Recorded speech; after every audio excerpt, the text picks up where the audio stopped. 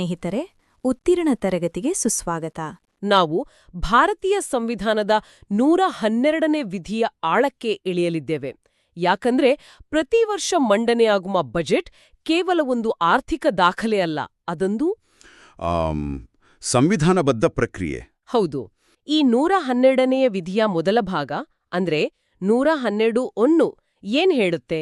Article 112(1) ತುಂಬಾ ಸರಳವಾಗಿ ಪ್ರಾರಂಭವಾಗುತ್ತೆ.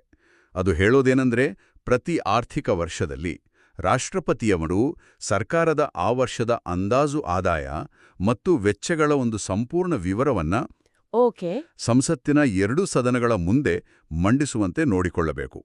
ಇದನ್ನೇ ನಾವು ವಾರ್ಷಿಕ ಹಣಕಾಸು ಹೇಳಿಕೆ ಅಥವಾ ಆನ್ಯುಯಲ್ ಫೈನಾನ್ಷಿಯಲ್ ಸ್ಟೇಟ್ಮೆಂಟ್ ಅಂತ ಕರೆಯೋದು. ಅಂದ್ರೆ ಇದು ಸರ್ಕಾರದ ಆಯ್ಕೆ ಅಲ್ಲ, ಇದೊಂದು ಕಡ್ಡಾಯವಾದ ಸಾಂವಿಧಾನಿಕ ಕರ್ತವ್ಯ. ಖಂಡಿತ.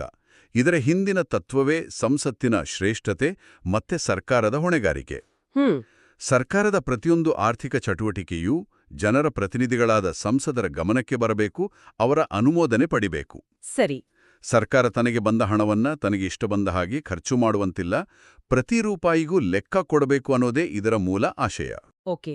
ಈ 112ನೇ ವಿಧಿಯ ಉಪವಿಧಿ 1 ಭಾಗವಾಗಿಯೇ ಪ್ರತಿ ವರ್ಷ ಹಣಕಾಸು ಸಚಿವರು ರಾಷ್ಟ್ರಪತಿಗಳ ಪೂರ್ವ ಅನುಮತಿಯೊಂದಿಗೆ ವಾರ್ಷಿಕ ಹಣಕಾಸು ಹೇಳಿಕೆ ಅಥವಾ ಬಜೆಟ್ ಅನ್ನು ಲೋಕಸಭೆಯಲ್ಲಿ ಮಂಡಿಸ್ತಾರೆ. ನೆನಪಿರಲಿ, ಭಾರತದ ಸಂವಿಧಾನವು ಎಲ್ಲಿಯೂ ಬಜೆಟ್ ಎಂಬ ಪದವನ್ನು ಬಳಕೆ ಮಾಡಿಲ್ಲ. ಇದು ಸ್ಪಷ್ಟವಾಗೈತು. ಆದ್ರೆ ನೀವ್ ಹೇಳಿದ ಹಾಗೆ ಇಲ್ಲಿಂದ ವಿಷಯ ಇನ್ನಷ್ಟು ಆಳವಾಗ್ತಾ ಹೋಗುತ್ತೆ. ವಿಧಿ 112(2) ಈ ವೆಚ್ಚಗಳ ಬಗ್ಗೆ ಒಂದು ಪ್ರಮುಖ ವಿಂಗಡಣೆ ಮಾಡುತ್ತೆ ಅಲ್ವಾ? ಹೌದು, ಇಲ್ಲಿದೆ ನೋಡಿ ಇಳೀ ಚರ್ಚೆಯ ತಿರುಳು. ಈ ಉಪವಿಧಿ ಪ್ರಕಾರ ಬಜೆಟ್ನಲ್ಲಿ ತೋರಿಸೋ ಒಟ್ಟು ವೆಚ್ಚವನ್ನ 2 ಪ್ರತ್ಯೇಕ ಭಾಗಗಳಾಗಿ ವಿಂಗಡಿಸಲೇಬೇಕು. 2 ಭಾಗಗಳಾಗಿ? ಹೌದು. ಒಂದು, ಭಾರತದ ಸಂಚಿತ ನಿಧಿಯ ಮೇಲೆ ವಿಧಿಸಲಾದ ವೆಚ್ಚಗಳು, ಅಂದ್ರೆ expenditure charged upon the consolidated fund of India. ಸರಿ. ಮತ್ತೆ 2, ಭಾರತದ ಸಂಚಿತ ನಿಧಿಯಿಂದ ಮಾಡಲು ಪ್ರಸ್ತಾಪಿಸಲಾದ ಇತರ ವೆಚ್ಚಗಳು. ಹಾಗಾದ್ರೆ ಬಜೆಟ್ನಲ್ಲಿ 2 ತರಹದ ಖರ್ಚುಗಳಿರ್ತವೆ. ಒಂದು, ಸಂಸತ್ತು ಹೌದು ಅಥವಾ ಇಲ್ಲ ಅಂತ ಹೇಳಬಹುದಾದ ಖರ್ಚು. ಮತ್ತೊಂದು, ಚರ್ಚೆ ಮಾತ್ರ ಮಾಡಬಹುದಾದ ಆದ್ರೆ ಮುಟ್ಟುವಂತಿಲ್ಲದ ಖರ್ಚು. ಖಂಡಿತ ನೀವು ಸರಿಯಾಗಿ ಹೇಳಿದ್ರಿ. ಇದರ ಹಿಂದಿನ ತರ್ಕ ಬಹಳ ಮುಖ್ಯ. ಅದಕ್ಕೂ ಮುನ್ನ ಈ ಸಂಚಿತ ನಿಧಿ ಅಂದ್ರೆ ಏನು ಅಂತ ಸ್ವಲ್ಪ ಅರ್ಥ ಮಾಡ್ಕೋಬೇಕು. ಹೌದು, ಅದೇನು ಕನ್ಸಾಲಿಡೇಟೆಡ್ ಫಂಡ್ ಆಫ್ ಇಂಡಿಯಾ ಅಂದ್ರೆ? ಸರಳವಾಗಿ ಹೇಳಬೇಕಂದ್ರೆ ಇದು ಭಾರತ ಸರ್ಕಾರದ ಮುಖ್ಯ ಬ್ಯಾಂಕ್ ಖಾತೆ ಇದ್ದಂತೆ. ಸರ್ಕಾರಕ್ಕೆ ಬರೋ ಎಲ್ಲಾ ಆದಾಯ, ತೆರಿಗೆ, ಸಾಲ, ಶುಲ್ಕ ಎಲ್ಲವೂ ಇದೇ ಖಾತೆಗೆ ಜಮೆಯಾಗುತ್ತೆ. ಹಾಗೆ ಸರ್ಕಾರದ ಎಲ್ಲಾ ಖರ್ಚುಗಳು ಇದೇ ಖಾತೆಯಿಂದ ಪಾವತಿಯಾಗುತ್ತೆ. ಹಾಗಾದ್ರೆ ಅದರಿಂದ ಹಣ ತೆಗಿಬೇಕಾದ್ರೆ? ಅದರಿಂದ ₹1 ತೆಗಿಬೇಕಾದ್ರೂ ಸಂಸತ್ತಿನ ಅನುಮತಿ ಬೇಕೇ ಬೇಕು. ಈಗ ಆ 2 ವೆಚ್ಚಗಳ ವ್ಯತ್ಯಾಸಕ್ಕೆ ಬರೋಣ. ಪ್ರಸ್ತಾಪಿಸಲಾದ ವೆಚ್ಚ ಅಂದ್ರೆ ಸರ್ಕಾರದ ಹೊಸ ಯೋಜನೆಗಳು. ಉದಾಹರಣೆಗೆ ಸರ್ಕಾರ ಈ ವರ್ಷ 1000 ಹೊಸ ಶಾಲೆಗಳನ್ನು ಕಟ್ಟಲು ನಿರ್ಧರಿಸಿದ್ರೆ ಅಥವಾ ಹೊಸದೊಂದು ಮಂಗಳಯಾನ ಯೋಜನೆಗೆ ಹಣ ಮೀಸಲಿಟ್ರೆ, ಅದಕ್ಕೆ ಬೇಕಾದ ಹಣವನ್ನ ಸಂಸತ್ತಿನ ಮುಂದೆ ಇಟ್ಟು ಚರ್ಚಿಸಿ ವೋಟ್ ಪಡೆದು ಅನುಮೋದನೆ ಪಡಿಬೇಕು. ಸಂಸತ್ತು ಇದಕ್ಕೆ ಒಪ್ಪಿಗೆ ನೀಡಬಹುದು, ಕಡಿಮೆ ಮಾಡಬಹುದು ಅಥವಾ ತಿರಸ್ಕರಿಸಬಹುದು. ಸರಿ. ಹಾಗಾದ್ರೆ ಆ ವಿಧಿಸಲಾದ ವೆಚ್ಚ ಅಥವಾ ಚಾರ್ಜ್ಡ್ ಎಕ್ಸ್ಪೆಂಡಿಚರ್ ಅಂದ್ರೆ? ಇವು ದೇಶದ ಆಡಳಿತ ವ್ಯವಸ್ಥೆ ಸುಗಮವಾಗಿ, ನಿರಂತರವಾಗಿ ಮತ್ತು ಯಾವುದೇ ರಾಜಕೀಯ ಹಸ್ತಕ್ಷೇಪ ಇಲ್ಲದೆ ನಡೆಯಲು ಅತ್ಯಗತ್ಯವಾದ ಖರ್ಚುಗಳು. ಹಾಗೆ. ಇವುಗಳ ಬಗ್ಗೆ ಸಂಸತ್ತಿನಲ್ಲಿ ಚರ್ಚೆ ನಡೆಸಬಹುದು, ಆದರೆ ಇವುಗಳ ಮೇಲೆ ಮತ ಚಲಾಯಿಸುವ ಅಧಿಕಾರ ಸಂಸತ್ತಿಗೆ ಇರೋದಿಲ್ಲ. ಇವುಗಳಿಗೆ ಹಣ ಪಾವತಿಯಾಗೋದನ್ನು ಸಂವಿಧಾನವೇ ಗ್ಯಾರಂಟಿ ಮಾಡುತ್ತೆ. ಅಂದ್ರೆ ರಾಷ್ಟ್ರಪತಿಗಳ ಸಂಬಳಕ್ಕೆ ಮತ ಯಾಕೆ ಬೇಕು ಅನ್ನೋ ತರಹ. ಅದು ಸರ್ಕಾರದ ನೀತಿಯಲ್ಲ, ದೇಶದ ವ್ಯವಸ್ಥೆಯ ಭಾಗ. ಎಕ್ಸಾಕ್ಟ್ಲಿ. ಅದೇ ಮೂಲಭೂತ ವ್ಯತ್ಯಾಸ. ಒಂದ್ ನಿಮಿಷ. ಇದೇ ಉಪವಿಧಿ 112(2) ಇನ್ನೊಂದು ಅಂಶ ಇದೆ ಅಲ್ವಾ? ವೆಚ್ಚಗಳನ್ನ ಕಂದಾಯ ಖಾತೆ ಮತ್ತೆ ಇತರ ವೆಚ್ಚ ಅಂತಾನೂ ಪ್ರತ್ಯೇಕಿಸಬೇಕು ಅಂತ ಹೇಳುತ್ತೆ. ಇದ್ರ ಬಗ್ಗೆ? ನೀವು ಬಹಳ ಮುಖ್ಯವಾದ ಅಂಶವನ್ನ ಎತ್ತಿದಿರಿ. ಇದನ್ನ ಅರ್ಥ ಮಾಡಿಕೊಳ್ಳೋದು ದೇಶದ ಆರ್ಥಿಕ ಆರೋಗ್ಯವನ್ನ ಅಳಿಯಲು ಬಹಳ ಮುಖ್ಯ. ಕಂದಾಯ ವೆಚ್ಚ ಅಂದ್ರೆ ಸರ್ಕಾರದ ದಿನನಿತ್ಯದ ಖರ್ಚುಗಳು. ಉದಾಹರಣೆಗೆ ಸರ್ಕಾರಿ ನೌಕರರ ಸಂಬಳ, ಪಿಂಚಣಿ, ಸರ್ಕಾರ ತಗೊಂಡ ಸಾಲಕ್ಕೆ ಕಟ್ಟೋ ಬಡ್ಡಿ, ಸಬ್ಸಿಡಿಗಳು. ಇದರಿಂದ ಯಾವುದೇ ಆಸ್ತಿ ಸೃಷ್ಟಿಯಾಗೋದಿಲ್ಲ. ಇಲ್ಲ, ಇದು ವ್ಯವಸ್ಥೆಯನ್ನು ನಡೆಸ್ಕೊಂಡು ಹೋಗಲು ಬೇಕಾದ ಖರ್ಚು. ಆದ್ರೆ ಇತರ ವೆಚ್ಚ ಅಥವಾ ಬಂಡವಾಳ ವೆಚ್ಚ ಅಂದ್ರೆ ದೇಶಕ್ಕೆ ದೀರ್ಘಕಾಲಿಕ ಆಸ್ತಿಯನ್ನು ಸೃಷ್ಟಿಸೋ ಖರ್ಚುಗಳು. ಅಂದ್ರೆ ರಸ್ತೆ, ಬಂದರು, ಆಸ್ಪತ್ರೆಗಳು. ಹೌದು. ಹೊಸ ರಸ್ತೆಗಳ ನಿರ್ಮಾಣ, ಬಂದರುಗಳ ಅಭಿವೃದ್ಧಿ, ಆಸ್ಪತ್ರೆಗಳನ್ನು ಕಟ್ಟುವುದು, ಹೊಸ ರೈಲ್ವೆ ಲೈನ್ ಹಾಕೋದು. ಒಂದು ಸರ್ಕಾರ ಬರೀ ಕಂದಾಯ ವೆಚ್ಚವನ್ನೇ ಹೆಚ್ಚು ಮಾಡ್ತಿದ್ರೆ ಅದು ಬರೀ ದಿನದೂಡ್ತಿದೆ ಅಂತ. ಸರಿ ಸರಿ. ಬಂಡವಾಳ ವೆಚ್ಚ ಹೆಚ್ಚಾಗಿದ್ರೆ ಅದು ದೇಶದ ಭವಿಷ್ಯಕ್ಕಾಗಿ ಹೂಡಿಕೆ ಮಾಡ್ತಿದೆ ಅಂತ ಅರ್ಥ. ಅದಕ್ಕಾಗಿಯೇ ಈ ವಿಂಗಡಣೆ ಅತ್ಯಗತ್ಯ. ಅದ್ಭುತವಾದ ವಿವರಣೆ. ಈಗ ಸ್ಪಷ್ಟವಾಯಿತು. ಹಾಗಾದ್ರೆ ನಾವು ಮತ್ತೆ ಆ ವಿಧಿಸಲಾದ ವೆಚ್ಚಗಳ ವಿಶೇಷ ಪಟ್ಟಿಗೆ ಬರೋಣ. ಸಂವಿಧಾನವೇ ಇವುಗಳನ್ನ ಮತಕ್ಕೆ ಹಾಕುವಂತಿಲ್ಲ ಅಂತ ರಕ್ಷಿಸಿದೆ ಅಂದ್ರೆ ಅವು ಅದೆಷ್ಟು ಮುಖ್ಯವಾಗಿರಬೇಕು? ಆ ಪಟ್ಟಿಯಲ್ಲಿ ಏನೆಲ್ಲ ಇದೆ? ಖಂಡಿತ. ಈ ಪಟ್ಟಿಯನ್ನು ನೋಡಿದ್ರೆ ನಮ್ಮ ಸಂವಿಧಾನ ರಚನಾಕಾರರ ದೂರದೃಷ್ಟಿ ಎಷ್ಟಿತ್ತು ಅನ್ನೋದು ಗೊತ್ತಾಗುತ್ತೆ. ಈ ಪಟ್ಟಿಯಲ್ಲಿರೋ ಪ್ರತಿಯೊಂದು ಅಂಶವೂ ಪ್ರಜಾಪ್ರಭುತ್ವದ ಪ್ರಮುಖ ಸ್ತಂಭಗಳ ಸ್ವಾತಂತ್ರ್ಯ ಮತ್ತು ದೇಶದ ಆರ್ಥಿಕ ಸ್ಥಿರತೆಯನ್ನ ಕಾಪಾಡುವ ಗುರಿ ಹೊಂದಿದೆ. ಸರಿ, ಪಟ್ಟಿಯಲ್ಲಿ ಮೊದಲಿಗೆ ಬರುವುದು ರಾಷ್ಟ್ರಪತಿ, ರಾಜ್ಯಸಭೆಯ ಸಭಾಪತಿ, ಉಪಸಭಾಪತಿ ಹಾಗೂ ಲೋಕಸಭೆಯ ಸ್ಪೀಕರ್, ಡೆಪ್ಯೂಟಿ ಸ್ಪೀಕರ್ ಅವರ ಸಂಬಳ ಮತ್ತು ಭತ್ಯಗಳು. ಹೌದು, ಇದರ ಹಿಂದಿನ ತರ್ಕ ಸ್ಪಷ್ಟ. ರಾಷ್ಟ್ರದ ಮುಖ್ಯಸ್ಥರು ಮತ್ತು ಶಾಸಕಾಂಗದ ಮುಖ್ಯಸ್ಥರ ವೇತನವನ್ನು ವಾರ್ಷಿಕ ರಾಜಕೀಯ ಚರ್ಚೆಗಳಿಂದ ಸಂಪೂರ್ಣವಾಗಿ ಹೊರಗಿಡುವುದು. ಯಾಕೆ? ಅವರ ಸಂಬಳವನ್ನು ಕಡಿಮೆ ಮಾಡುವ ಅಥವಾ ತಡೆಹಿಡಿಯುವ ಬೆದರಿಕೆಯೊಡ್ಡಿ ಅವರ ಮೇಲೆ ರಾಜಕೀಯ ಒತ್ತಡ ಹೇರುವುದನ್ನು ಇದು ತಡೆಯುತ್ತೆ.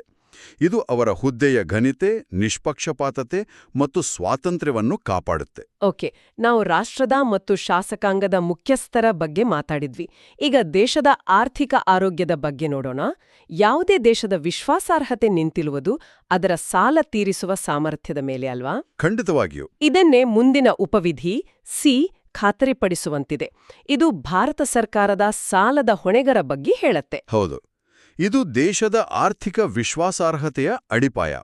ಭಾರತವು ತಾನು ಪಡೆದ ಸಾಲ ಮತ್ತು ಅದರ ಮೇಲಿನ ಬಡ್ಡಿಯನ್ನು ಸಮಯಕ್ಕೆ ಸರಿಯಾಗಿ ಹಿಂದಿರುಗಿಸಲು ಸಾಂವಿಧಾನಿಕವಾಗಿ ಬದ್ಧವಾಗಿದೆ ಅನ್ನೋ ಸ್ಪಷ್ಟ ಸಂದೇಶವನ್ನು ಇದು ಜಾಗತಿಕ ಮತ್ತು ದೇಶೀಯ ಹೂಡಿಕೆದಾರರಿಗೆ ನೀಡುತ್ತೆ. ಅಂದ್ರೆ ಸರ್ಕಾರಗಳು ಬದಲಾದ್ರೂ ಈ ಹೊಣೆಗಾರಿಕೆ ಬದಲಾಗಲ್ಲ.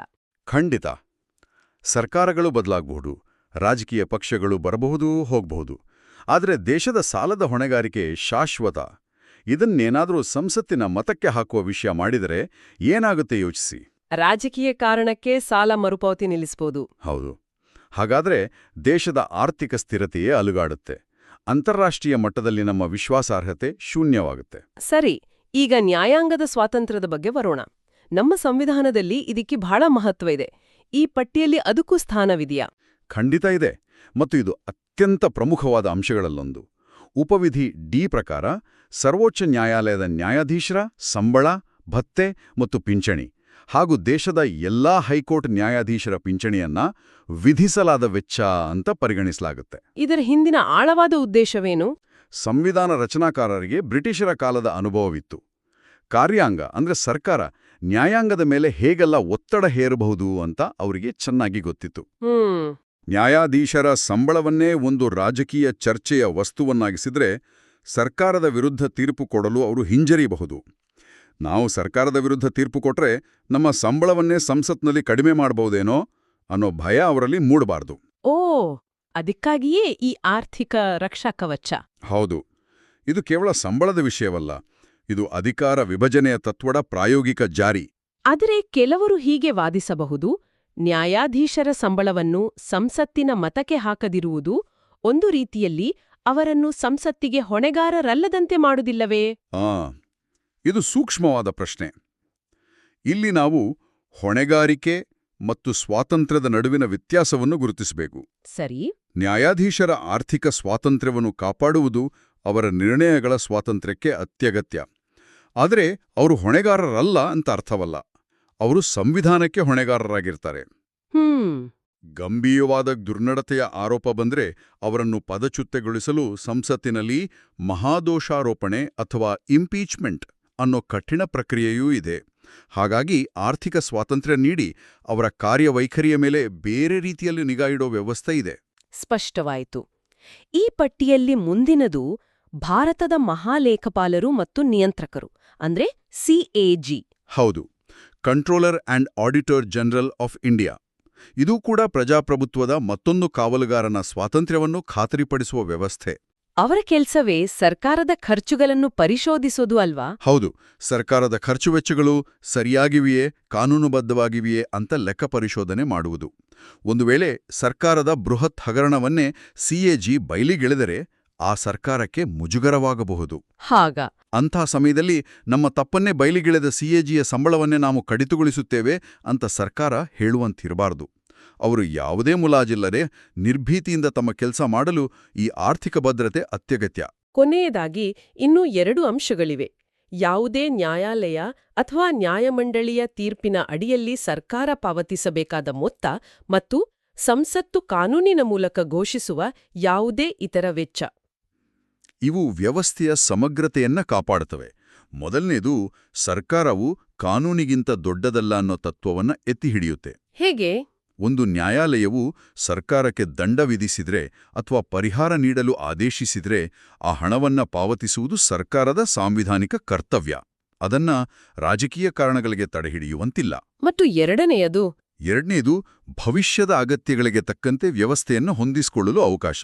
ಉದಾಹರಣೆಗೆ, ನಾಳೆ ಕೇಂದ್ರ ಚುನಾವಣಾ ಆಯೋಗದ ಖರ್ಚುಗಳನ್ನು ಈ ಪಟ್ಟಿಗೆ ಸೇರಿಸಬೇಕು ಅಂತ ಸಂಸತ್ತಿಗೆ ಅನಿಸಿದರೆ ಸರಿ, ಒಂದು ಕಾನೂನು ಜಾರಿ ಮಾಡುವ ಮೂಲಕ ಅದನ್ನ ಮಾಡಲು ಸಂವಿಧಾನ ಅವಕಾಶ ನೀಡಿದೆ. ಒಟ್ಟಿನಲ್ಲಿ ಇದು ದೇಶದ ಪ್ರಮುಖ ಸಂಸ್ಥೆಗಳಿಗೆ ನೀಡಿರುವ ಒಂದು ರೀತಿಯ ಆರ್ಥಿಕ ರಕ್ಷಾ ಕವಚ. ಖಂಡಿತ. ದೇಶದ ರಾಜಕೀಯ ಎಷ್ಟೇ ಏರುಬೇರಾದರೂ ಈ ಮೂಲಭೂತ ವ್ಯವಸ್ಥೆಗಳು ಅಲುಗಾಡಬಾರದು ಅನ್ನೋದೇ ಇದರ ಹಿಂದಿನ ಆಳವಾದ ಉದ್ದೇಶ. ಹಾಗಾಗಿ ಸಂವಿಧಾನದ 112ನೇ ವಿಧಿಯು ಕೇವಲ ಒಂದು ಕಾರ್ಯವಿಧಾನದ ನಿಯಮವಲ್ಲ, ಇದು ಭಾರತೀಯ ಪ್ರಜಾಪ್ರಭುತ್ವದ ಮೂಲಭೂತ ಆಧಾರ ಸ್ತಂಭಗಳಲ್ಲಿ ಒಂದು.